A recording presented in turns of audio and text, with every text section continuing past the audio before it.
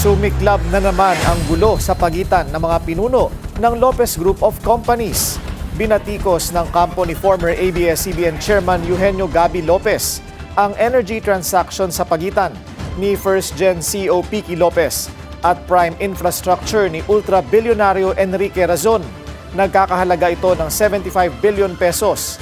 Dagdag ng kampo ni Gabi, mayroon ding poison pill ang kasunduan at posibleng malagasan ng 24 billion pesos ang First Gen kung matatanggal sa posisyon si Piqui. Hiniling ng kampo ni Gabi sa Philippine Stock Exchange at Securities and Exchange Commission na i-require sa First Gen ang full disclosure ng mga transaksyon. Hindi pa naglalabas ng pahayag ang First Gen sa mga batikos ng kampo ni Gabi. Manatiling nakatutok sa Bilyonaryo News Channel, sumubaybay sa aming social media accounts at mag-subscribe sa aming YouTube channel para sa mga eksklusibong balita at storya.